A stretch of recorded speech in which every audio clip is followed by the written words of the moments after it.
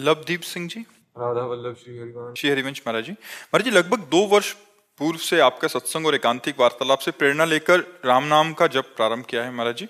आपकी बहुत कृपा है महाराज जी। आपके एक सत्संग में सुना था कि महाराज जी आपने अपने समीप रहने वाले संतों को हमारे बच्चे कहकर संबोधित किया था। गुरुदेव, हम जैसे ग्रस्त भी आपके चरणों की शरण में यही प्रार्थना करते हैं कि हम भी आपकी संतान हैं। देखो, दुर्वासा जी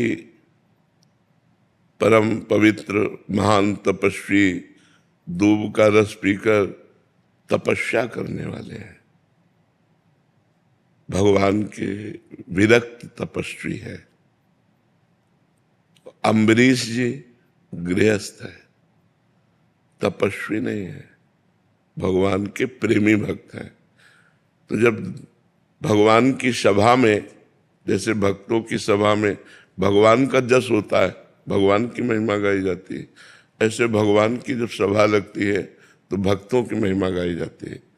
तो ये हुआ कि इस समय मृत्यु लोक में सबसे महान भक्त कौन? तो देवर्षि नारद जी ने कहा, इस समय आपके परम पावन भक्तों में वैसे सब महान ही है, पर सर्वश्रेष्ठ अम्बरीश जी है। तो वहां दुर्वासा जी भी बैठे हुए थे। तुम्हारे प्रश्न का ही उत्तर है, दुर्वासा जी को हृदय में जलन हुई कि दूब का रस पीकर तप करता हूं भगवान के लिए, वलकल की लंगोटी लगाता हूं और उसके पास रानियां हैं, राज वैभव है, वो मेरे से बढ़कर मेरा नाम नहीं लिया गया, अम्बरीश जी का नाम लिया गया। मैं जाकर उसकी परीक्षा लूंगा। तो अम्बरीश जी एकादशी का व्रत रहकर द्वादशी को पारायण करते थे, निर्जला रहते थे। पहुंच गए द्वादशी के दिन। तो गृहस्थ का धर्म है या भगवत भक्त का धर्म है, आए हुए संत को तुरंत स्वागत करके अतिथि के लिए निमंत्रण करना, आतिथ्य निमंत्रण करना। तो उन्होंने स्वागत किया, महाराज प्रसाद अभी तैयार करेंगे आप बाहर। तो उन्होंने कहा, हम यमुना स्नान करके आते हैं, आप तैयार करो।